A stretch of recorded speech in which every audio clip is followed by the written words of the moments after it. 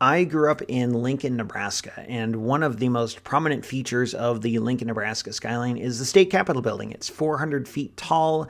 It rises above the plains, and I think there might even be a law that you can't have any other buildings taller than the Capitol. I don't know. It's one of those urban myths or legends when I was a kid, but maybe it's true. I don't know, and never really thought about it that much.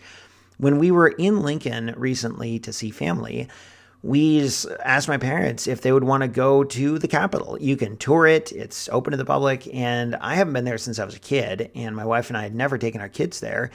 So we figured it wouldn't hurt to just go and check it out. And I'm so glad we did. What a fascinating place.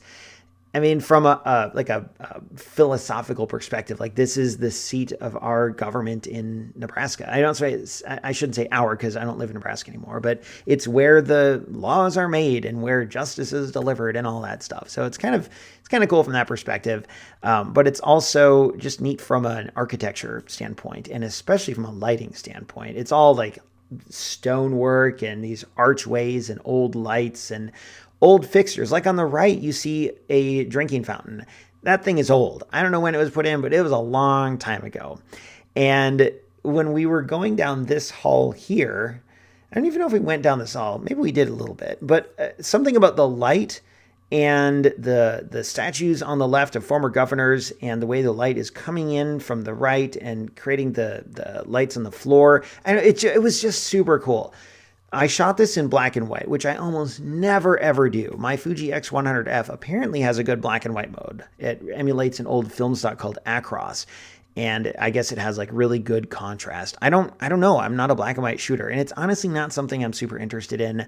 Sometimes this is right about when you'd hear me say on Weekly 50, yeah, I think I'm going to try more of this. I don't think I will. Maybe, but it's just not something that is super captivating to me. But every now and then I see a photo situation where I think, you know what, this does kind of call for black and white. And that's what I have here. I didn't really know how to compose this other than to kind of lower myself. I kind of knelt down and took this from just a couple feet off of the floor. I shot this at f4, 160th of a second. I didn't have my tripod with me. It would have been nice to to kind of revisit this with my tripod someday, or I guess it would have been nice if I had my tripod, but that's fine. ISO 400, so it's a pretty clean image. And even if it wasn't, black and white is great you could shoot higher ISOs on black and white, and that graininess adds a nice character and richness to the frame. One thing that I think is kind of interesting is that giant black spot on the left. That's not photoshopped at all. That's just how sharp and contrasty the lighting was. So this is as it was in the building. And you get a sense of how bright the hallway is and how dark the rest of it, the foreground was, because it's that dark. It just shows up as basically pitch black.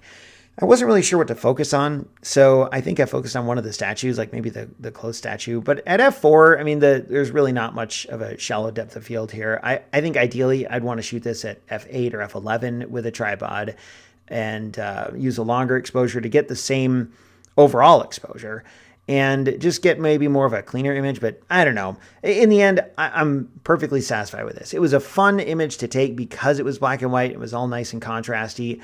But I don't think I'll be doing a lot of black and white photos anytime soon after this. Yeah, you never know. Who knows? Maybe. I don't know. I guess we'll find out, won't we?